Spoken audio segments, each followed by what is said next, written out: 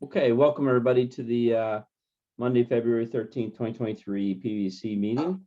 We are a virtual meeting, so we will follow the procedures as we have with the virtual meetings in the past.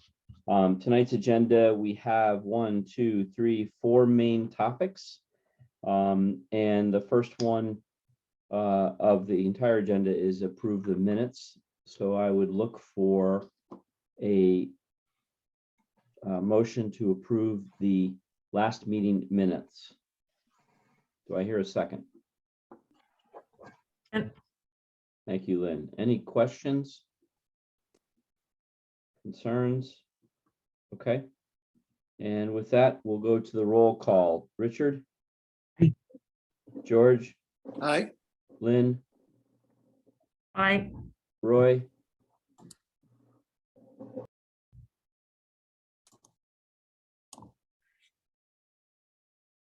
You there, Roy? We can see you, but we can't hear you. Okay. Here's Erwin.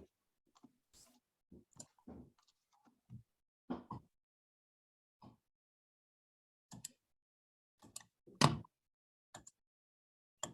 right, can you hear me now? Yes, perfect. Yeah, I just literally came in and heard my name called, so. Okay, so you weren't there for the motion. This is to approve the minutes. So the chair is aye. I think that's. I Cora's approve, position. I approve. Yeah. Catherine, correct? You got all 4? Yes, I do. Okay, all right. Should So- have fun. Now to the first of the 4 main agenda items, the Public Safety Complex at Fire Station 2. Ken, status update? Really nothing to update. We're just waiting on some niggling, waiting on Godot, so to speak. I'm waiting on a table. I'm waiting for them to come back to do the sound in the booking area. We're installing some heaters in the mechanics bay. And we got some warranty items that we're chasing. So that's about it. The rest of it is all voting items, some invoices, PSS, and the Consigli DCAM review. Okay. Do we, if there's any questions, I'll just kick off. I just was curious overall status, Ken, in terms of getting, what's the timeline to get the remaining items done and for closing? Well, I know the table I'm waiting for isn't coming until March. Okay, So that's for the mechanics bay. The rest of the stuff should be done within the next month or two. The warranty items won't affect anything as far as the money is concerned, the budget, any money we end up kicking back, the warranty items won't affect that. so do we be targeting at this point, like an April close? No, oh no, it'll be after that, because by the time I get the invoice for the table, it'll be April at best. So Hank and I were talking about the other day. He had talked to Dave Davison, and I think what we're looking at is probably kicking the money back at the fall town meeting, because I don't think we'll be ready come May.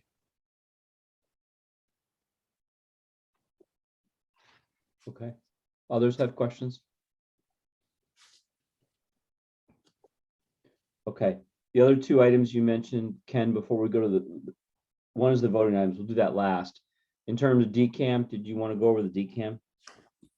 Yeah, I put the Consigli review. They had actually come, I hadn't done it yet, but they had sent Hank a request because Consigli's doing their annual update, and so we were referred to. So Hank asked me to get it done so I could send it in.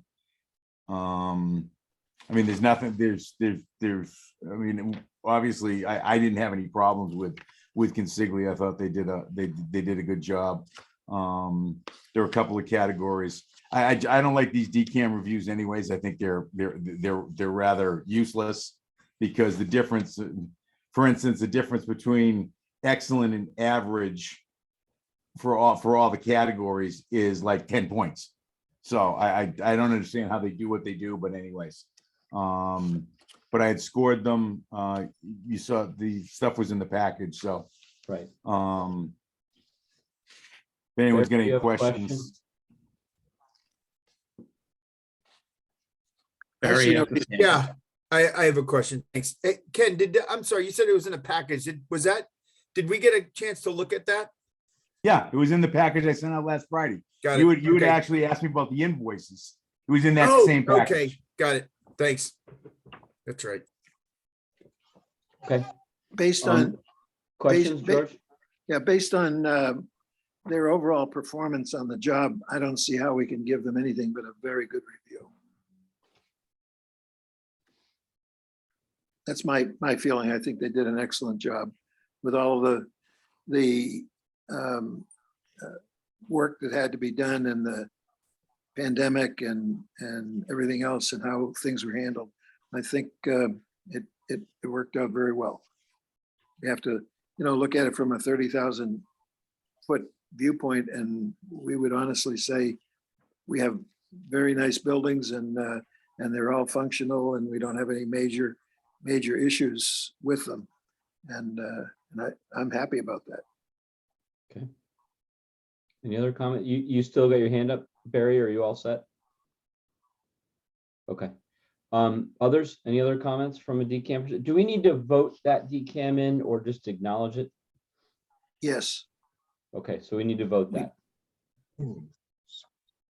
Okay, so I will, remind us, Ken, what the overall score was again.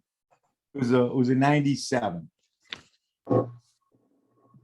And anything below 80 is failing. with Gotta that, I'll work put a really- motion. Work really hard to fail. Yeah, With that, I'll put a motion to approve the DCAM response put together by Ken and presented to the committee. Do I hear a I'll second? second that. Second Thank you, that. Ken. Any further questions? Hearing none, see none, coming to the vote. Richard, Aye. George, Aye. Lynn, Aye. Roy, Aye. Irwin, Aye. Chief Conroy, Aye. and the chair is aye. Okay. Anything else, Ken, before I go to voting? Nope. Okay, so we have 6 invoices, couple and I will group together. The first one is actually a PSS, not an invoice. It's for Castle Booze for the artwork for $1,535 coming out of the architectural budget. Do I hear a second? Second. Thank you, George. Any questions? Seeing none, hearing none, going to the roll call. Richard, Aye. George, Aye. Lynn, Aye. Roy, Aye. Irwin, Aye. Chief Conroy, Aye. and the chair is aye. Okay, I'm going to put forth 2 invoices coming out of the architectural budget, which is the artwork. One artwork is for $9,008 for coming out of the architecture, and the other one is an invoice for artwork for $1,535 for a total of $10,543. Do I hear a second? Second. Thank you, Lynn. Any questions? Hearing none, seeing none, coming to the vote. Richard, Aye. George, Aye. Lynn, Aye. Roy, Aye. Irwin, Aye. Chief Conroy, Aye. and the chair is aye. Okay. Last set of invoices coming out of the miscellaneous budget. First is Rist Frost Shumway for January services on the PSC for $2,200. Second of the 3 is Ross Frost Shumway for January services on FS2 for $1,650. And the last one is Granger for the heater for $1,196.40 for a total of 3 invoices of $5,046.40. Do I hear a second? Second. Thank you, Roy. Any questions?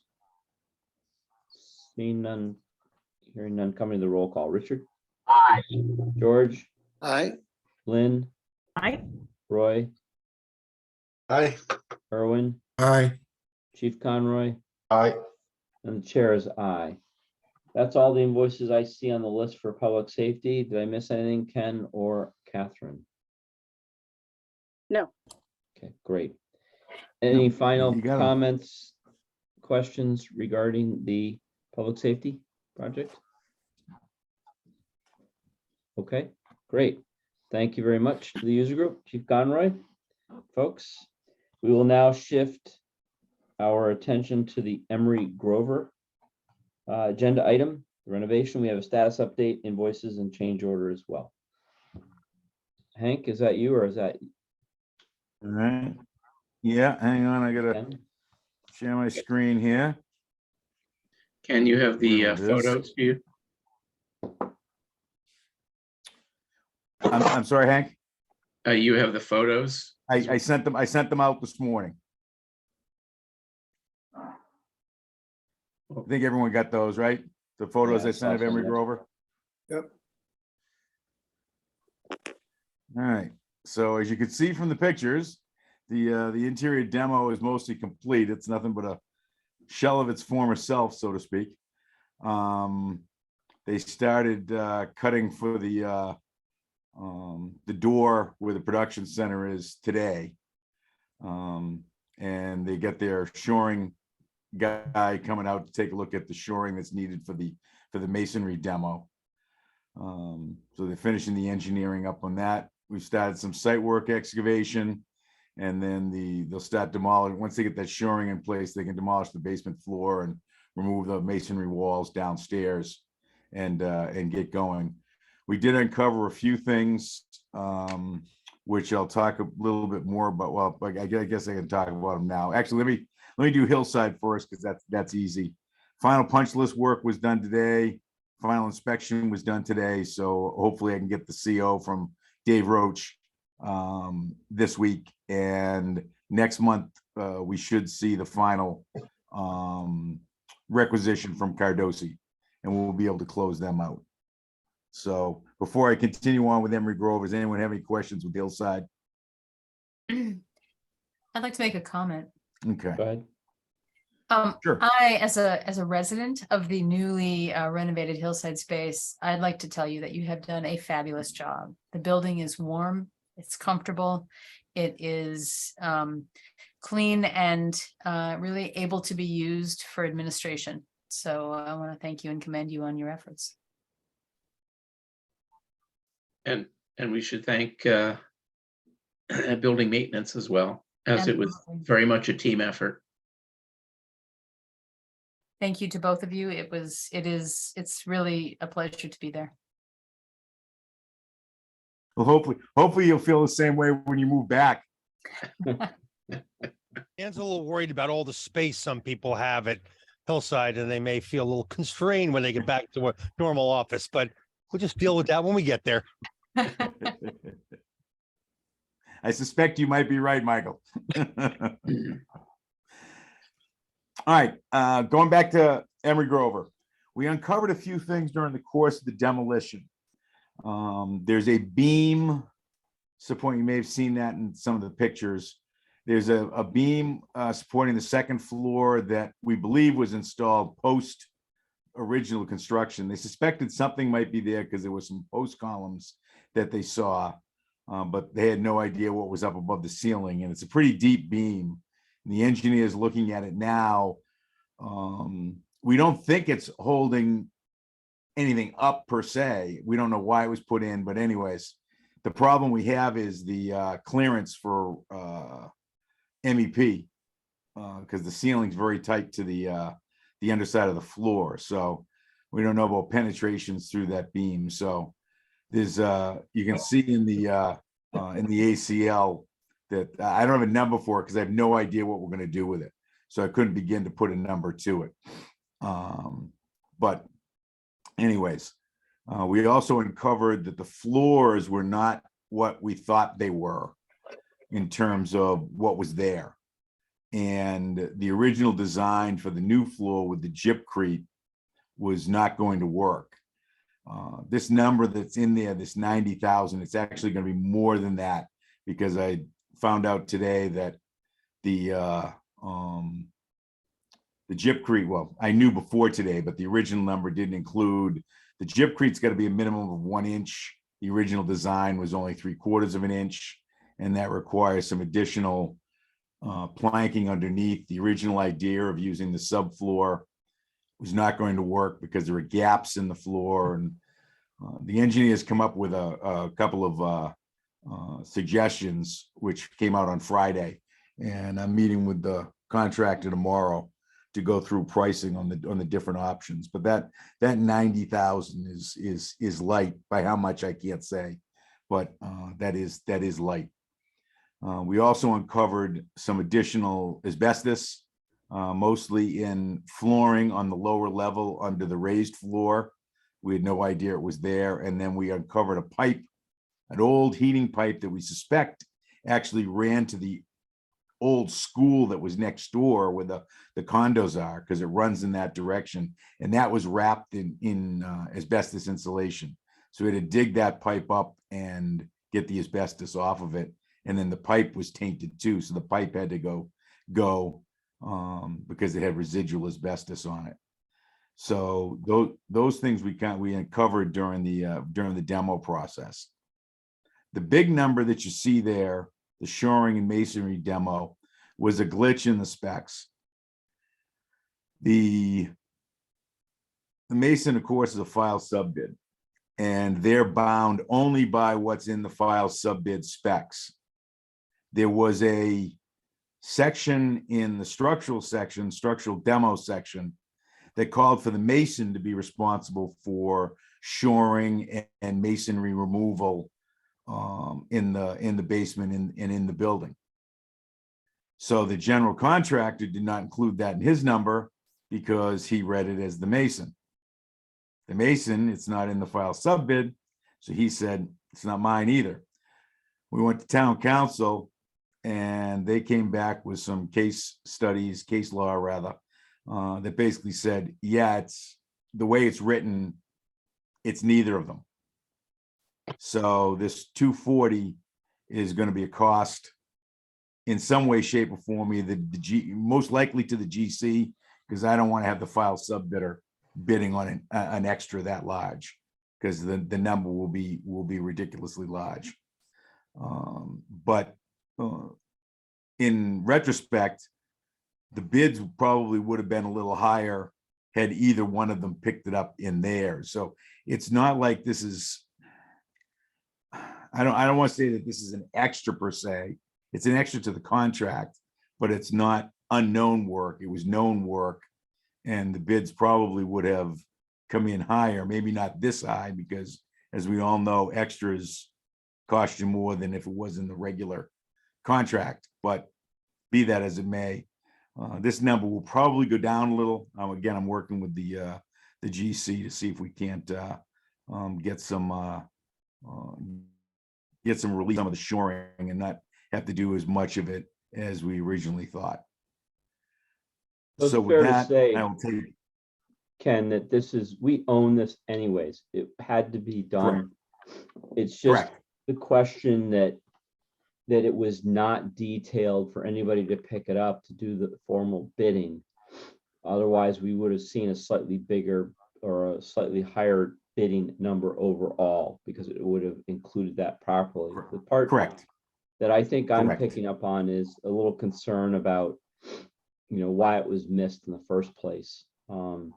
We own it, but why it wasn't, and what else could Well, we it wasn't. have out there that hasn't been reviewed, and do we need to sharpen the pencil a little bit and just look at various things like we did with the public safety and ensure that we just uncover anything at this point that we can uncover to ensure that we're managing it versus just getting the surprises. It's just a general statement. Right.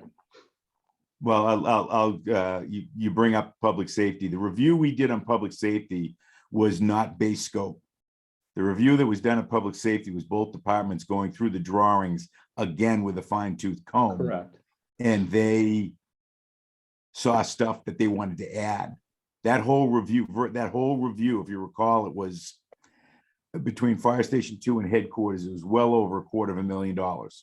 And that was all stuff that the departments added. So it wasn't anything that was missed in terms of the spec or the scope. Those were all adds that they decided, oh, we need this, we want this, can we add this, put this here, put that there. So that has been done already with the school department. A very extensive review through the whole run up to getting the bids out, or getting the bid package out, was done. And So theoretically, Ken, theoretically, the architect should have made the spec much more Tight. tight than he did. yeah, I won't say it wasn't, I don't want to say it should be much more tight. They specified it. They just put it in the wrong place. In the wrong spot, so nobody bought it. It's an E&O. Correct. Well, that doesn't make me feel any better. Well, no, it was, if you saw the wording, the wording very clearly said the masonry subcontractor owns, I'll just call it X. But it Owns wasn't, X. but it wasn't in But the. it wasn't in the filed sub-bid section. So under file sub-bid, they don't own it. If it was the private sector, they'd own it. Yeah. But this is file sub-bid. So if it's not in the spec, they don't own it. There can't be any ambiguity. Yeah. Not only ambiguity, but for instance, if it's not in the spec and it's on the drawings, CM, right? I mean. they don't own it. I The specs rule. That's the Griffin rule. The is group, that if it's not in the specs and it's only on the drawings, they don't own it. I don't know how the IG ruled that, but they did. Well, the thing that concerns me is that here we are just starting the project and we already need to add $250,000 into the budget. Yeah, Which it is. We thought we were in pretty good shape Yeah. when we opened up the bids and awarded this bid. But now we're $250,000 less in good shape than we were. Correct. The good news, George, if it gives you any minor level of comfort, is that I didn't even spend 10% of the Hillside contract. So I got a little money to play with there. I didn't use the 20% contingency over there. And I understand. All it does is take the upset stomach pills away. So, Richard. Not and- necessarily. Richard and Erwin have their hands up. Richard? Sure. Thanks. Sure. I wanted to come back to the question of, first of all, the asbestos pipe. I wonder if you could, Ken, maybe just tell us how something like that is remediated when it's discovered. Does the project stop and do we have to bring somebody in to encapsulate it and remove it? What happens in a case like that? They were already on site. The demo guys do their own asbestos. So they were already on site. So when we discovered this, after they ripped the floor up, they were already there. So they only had to close off that one room to remediate it.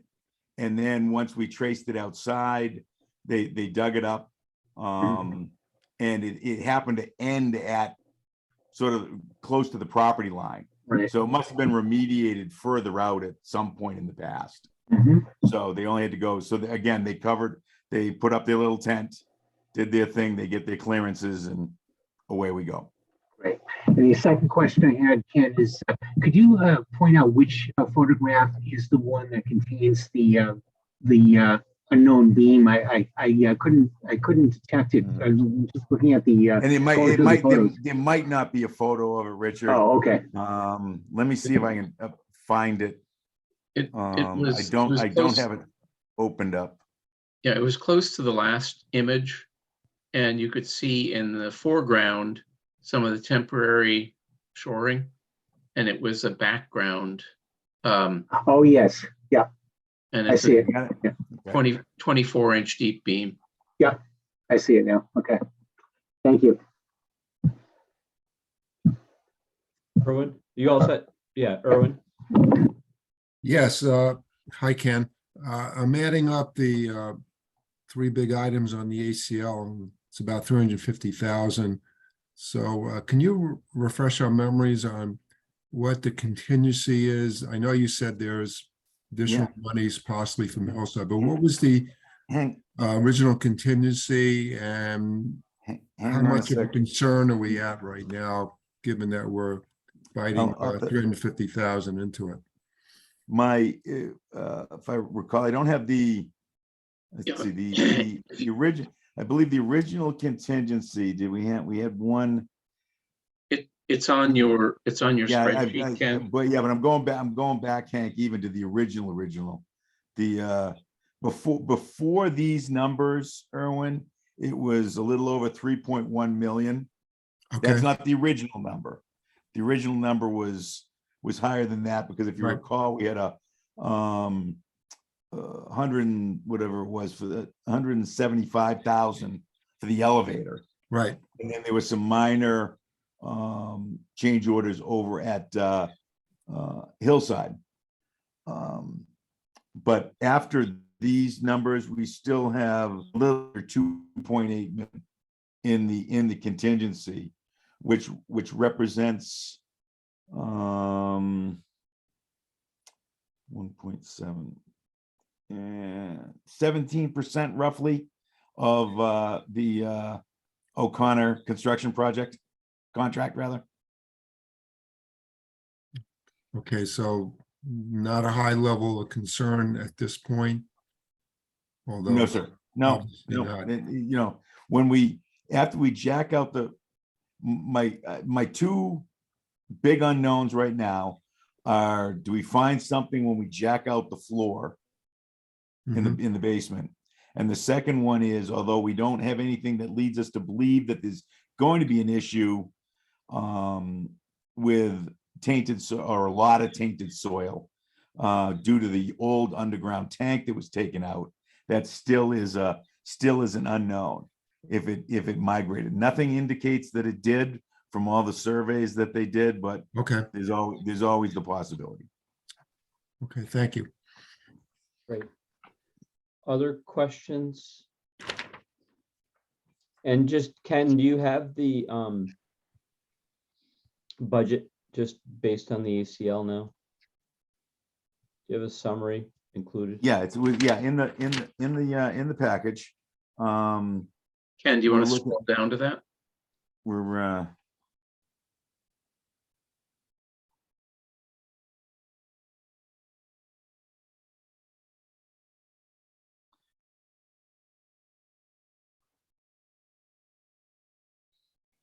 you can, I don't know how well you can read that, but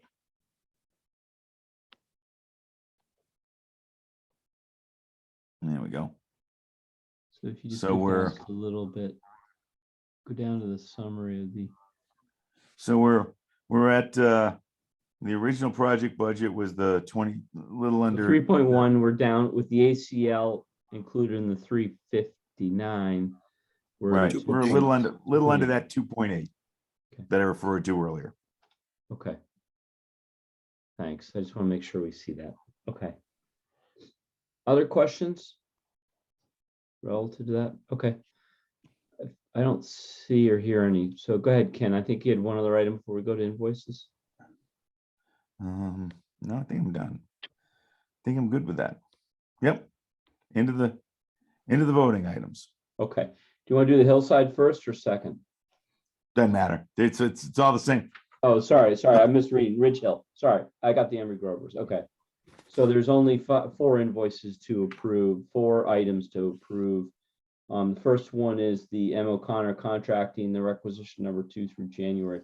So put forth their invoice for $365,393.99 coming out of the general contracting budget. Do I hear a second? Second, Thank you. Any questions? Hearing none, coming to the roll call. Richard, aye. George, Aye. Lynn, Aye. Roy, Aye. Erwin. Aye. Michael, Aye. Ann, Aye. and the chair is aye. Now, I noticed you've got a PSS right there, Ken, but it's not on the list. No, Oh, it there's is. no It's under no, invoice. Okay, so PSS number 4 is. one of the invoices, one of the BH plus A invoices. Correct. Okay, so I'm gonna go to the next set then. There's 2 invoices and grouping together from the architectural budget, both BH and A. The first one is for December 2022 Hillside for $3,587.50. And the other one is for the December 2022 Emery Grover for $18,438.82.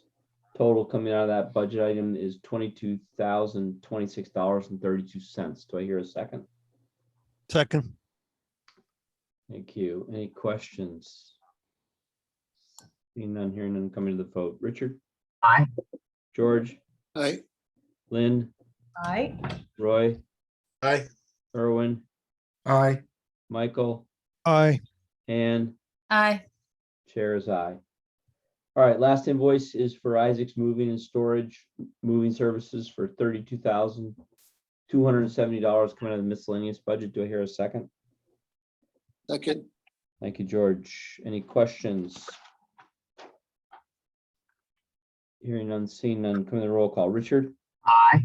George, Aye. Lynn, Aye. Roy, Aye. Erwin, Aye.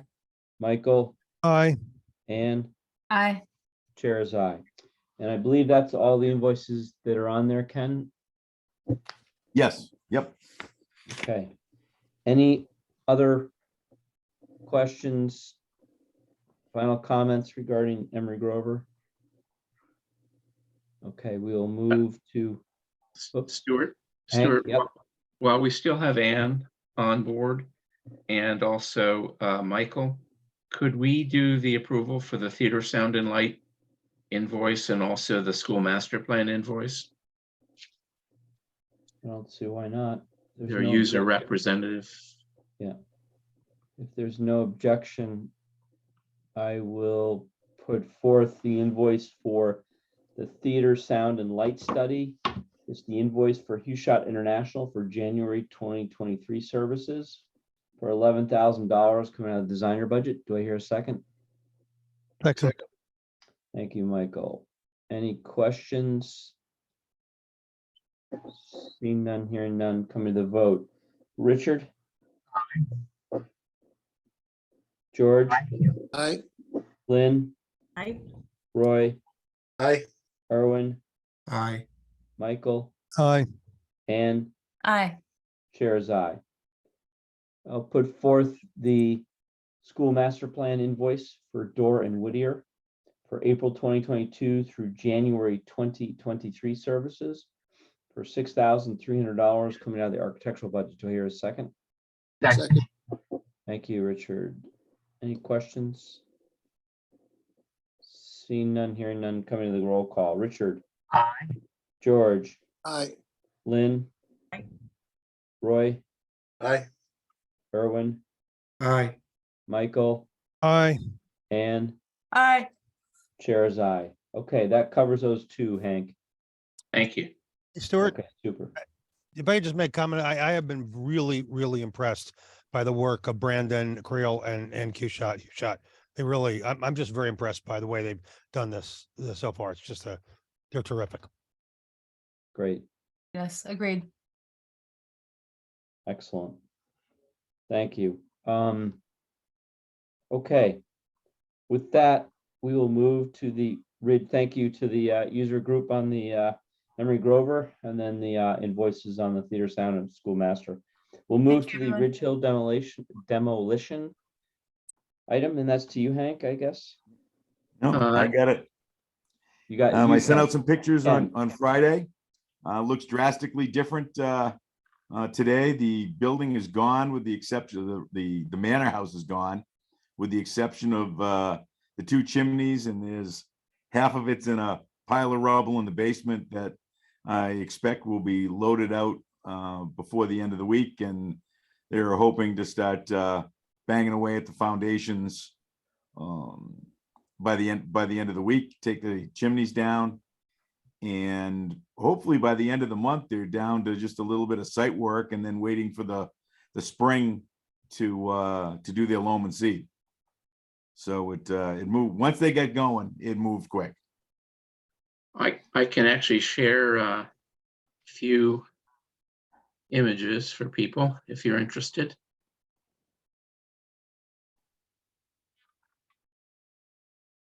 Can you see those? Yes. Yes. So as Ken described, the building is down. They may have moved all the wood out by now. They were working. Yeah, there was still that pile, half that pile in front of the big chimney, Hank, that was right behind the claw. Yeah. Some of that's still left, but the left-hand side's gone and the right-hand side's all gone. So they picked it apart so that they can take all of the wood off site, and then they'll knock the chimneys down and deal with the brick and concrete as separate loadout. Those are second floor fireplaces, correct, on the top there? Yes. That's correct. Yeah. Wow. They've been separating out the metals for recycling. And also all the piping. I think that's copper in the foreground. And then that's where the garage used to be. And they didn't use any chainsaws in taking the trees down They took it down with the claw. with the big claw. So the garage is totally gone. Once they take out all the concrete off site, then they'll come back in and take out the buried oil tank that's underneath here. So that's what it looked like this afternoon.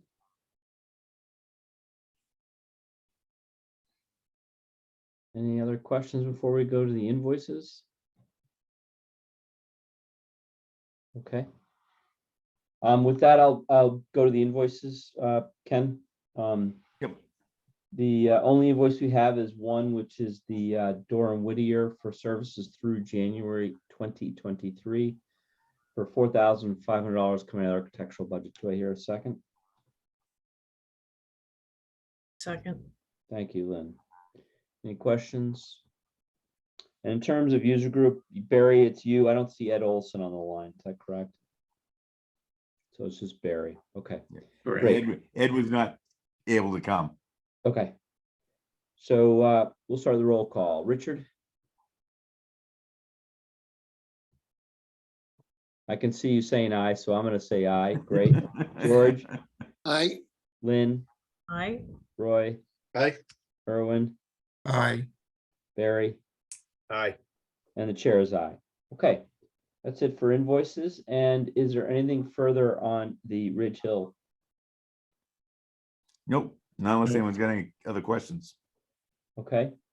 With that, we'll close down that item and we will now move to the final of the four main topics, the DPW complex feasibility study. And do I turn that to you, Hank? Yeah. I forwarded to everyone the digital copy of the submittal. We only received one submittal on the response to the RFQ. And that was from Weston and Sampson. I suspect that other potential respondents noticed that Weston and Sampson did the prior study and has been doing a number of buildings and other work for the town and chose not to submit. That's all I can guess. In review of the document, it was complete. They've submitted a group of team members within their own company, many of whom we've worked with before. Jeff Alberti was responsible for the prior study. He has subsequently become president of Weston and Sampson, but still he is listed as the team manager or the project director I think a lot of the details will be handled by Mike Richard, who I worked with on the salt shed project. Jamie Fair has also worked on other projects, including the Jack Cogswell building and I believe the 6-bay garage.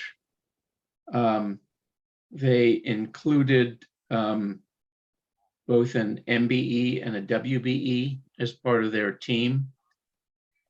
City Point Partners is a WBE. They're responsible for cost estimating and any construction services. And then their fire protection, plumbing, HVAC, and electrical is proposed to be done by Aurora Engineers. So I'm comfortable with the team that's been presented and with the thoroughness of their response.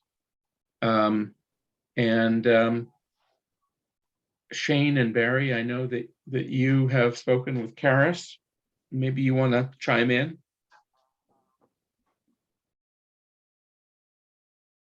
Hank, I would just echo what you said. As we spoke with Karis, as we looked these documents over, we were all in agreement with what you said with the team that's on board. Hank, you know, I've worked with them in the past as well. They do a really good job. I'm very comfortable working with them. As I told Hank today, it's a firm that we're very familiar with. They do a very thorough job. The team is very strong, and I wouldn't bid against them on a job like this. They know the town really well and the sites really well. I think the advantage of having Weston and Sampson is that because they did the prior feasibility study and master plan, that they don't have to go back and reinvent the wheel. They can instead take a fresh look and update the programming information. And we hopefully could move forward quickly to analyze options and update that document. So what I'm asking for, if we have further discussion, Stuart, glad to answer any questions, but I would ask that the committee, if they're comfortable, vote to approve Weston and Sampson for this study. Okay. There's no objections, or if there's any open questions, I will. Don't see any. I'll put forth the motion to approve the recommendation of Weston and Sampson for the DPW complex feasibility study. Do I hear a second? Second. Thank you, George. Any questions? Seeing none, hear none, coming to the roll call. Richard? Aye. George? Aye. Lynn? Aye. Roy? Aye. Irwin? Aye. Shane? Aye. Barry? Aye. And the chair is aye. Okay, great. Anything else on the topic, Hank? No, that's it. We'll Hank, when do you expect that they'll begin? I'll be in touch with them tomorrow or the day after, and we'll go through the paperwork. They did have a couple comments on our. We're rolling out a new contract based upon our new town council, and they did have a couple concerns about the contract that I'll have to review with the town council. I can't recall, but I assume there'll be some kind of a kickoff meeting with them to kind of set the tone for the scope of the study. Absolutely, and they did include a work plan within their proposal. Right, I saw that. So we'll ask to elaborate on that and look at the schedule And then within the DPW, we'll need to set up a working group, which I assume will include Shane and Barry and other division heads, as well as Karis, hopefully. And then sort through program first and basically follow the work plan. Right, I think it might be a good idea to, at some point after they begin and get their head on things, around things, is to actually make a presentation of what their plan is to the PVVC. Okay, of their This is work the- plan? Yeah, I think this is a significant event, just like the last one was, and there was a lot of interaction between, as you recall, a lot of interaction between the PVVC and Weston and Sampson in terms of various sites and what was going to be done where and how and so forth. And it was very helpful, I think, to have that interaction.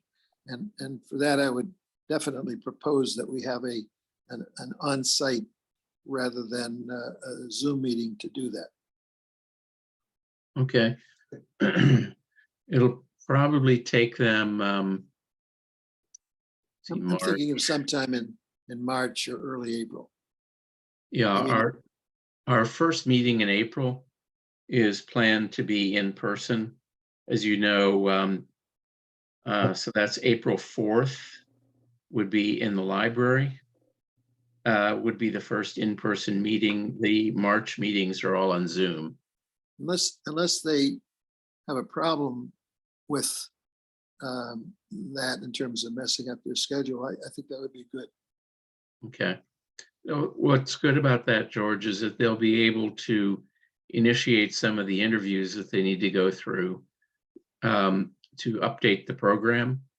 Yeah. To get all the existing conditions remodeled. Well, a lot of things have changed since the last time they did this, Correct. including the players. Including key personnel Yeah. and including a couple buildings, which Exactly. they also designed. Exactly. So from that point of view, I think, and I think this next round will result in, again, some additional capital projects. So I just see this as a real good stepping off point that the committee ought to be fully engaged in. Okay. Got it. We'll target the April 10th meeting. That'd be great. Is that Okay. okay, Stuart? Yeah, I think it'd be great. I think it's important to have a review and also then for understand where we are. Good. Any other topics regarding this? If As not, long as it's not April Fool's Day. No, April 13th is the next one. April 10th is the Oh, sorry. Yeah, it's March 13th is the March 13th. Yeah. yes. Sorry. Yes. And the 410 will be in person Yes. at this stage. It'll be And- April 10th. Yes. April 10th will And be our we've- first meeting in person, and that'll be at the library. Yeah, the anticipation is that the governor's order ends in March unless there is a extension or there is a variation, but at this stage with it ending, we anticipate that April 10th will be the first one back to the in-person meeting at the library. Okay, Stuart, would you entertain questions about that? yeah, in a second. Let me just make sure we're closed out on the complex, the DPW. Anything else left in the DPW? Okay, with that, I'll close down and move to the other piece, PVC other business. And I think, George, with that, you have a question or a comment? I do. You know, we've all gotten into this habit of attending the meeting with Zoom, and it's been personally, I think, a very successful use of the technology. On the other hand, I also understand that there are a number of people in the committee that may find it very, very functional to still be able to communicate, not all the time, but occasionally on Zoom as part of the meeting in sort of a hybrid fashion. Is there any intent to allow regular meetings to occur, but be hybrid so that, let's say, Lynn, you travel a lot. Maybe you might not be able to attend a meeting in person, but you could attend it and be a voting member of the committee and interact with the committee and still be able to do that, but do it from wherever you're traveling to. Is the hybrid concept something that we can consider and still meet the open meeting laws, you think? I think it's an open question. I would like to push for hybrid myself because of travel, it's picking up. And I think the question is, how do we address this? I don't know, Hank or Catherine, if there's in other groups and other committees with Kate and folks. This, I think, is a good question. Good question to ask both a representative and our senator, like Becca Rausch, maybe involve her in a discussion sometime at an upcoming meeting over the next couple of weeks, maybe the next meeting, or even, yeah, I can't think of our representative's name. This is terrible. Denise Garlick. Denise, right. But to get them involved and ask the question, because it truly makes a functioning committee much more effective if we can have on average 6 or 7 people there, when in fact it might be down to 4 people as it's been in the past because of personal travel. I'm just wondering, there must be some thought given to that in the legislature. So maybe the place to start is with our representatives or well, let's town first manager. see from our local town government, because there may be already some. Did you have a comment, Hank? Yes, I believe that the same principle applies, that the chair needs to be in person. Now that can be the chair or the vice chair, so the chair or designee. And I'm not even, well, I would have to ask whether a majority would also of the members would also need to be present, but I know that almost all other committees are doing hybrid now and plan to continue that. Why don't I take the action to reach out to Kate and then also extend beyond that if needed. Okay. I'll do I that. assume the rest of the committee agrees with that sort of approach. I see a nod. I'm in Penn State, Pennsylvania right now. So yes, I do. Yeah. Well, it makes sense to have much better participation if everybody's there, whether they're there remotely or in person.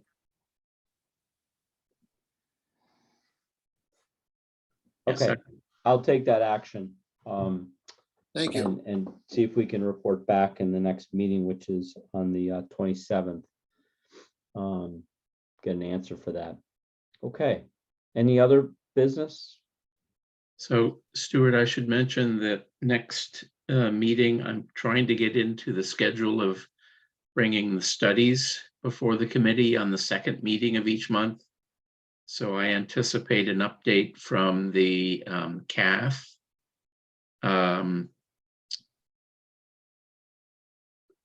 Probably from the Theater, Sound and Light study. And perhaps might be premature for the library space utilization study. But at least those first 2 would be giving the committee an update. Okay. Great.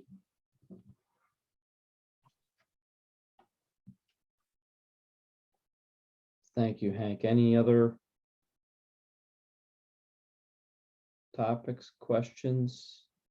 If not, I will recommend closing down this meeting. Do I hear a second, Richard? second. I'm trying to get a little more formal with these rules. One of these days I'll get them right. All right, with that, I will conclude the meeting and thank everybody for attending and wish you all a good week. And we'll see you in a couple of weeks. Thank you. Night. Good night. Good, night, everybody. Night.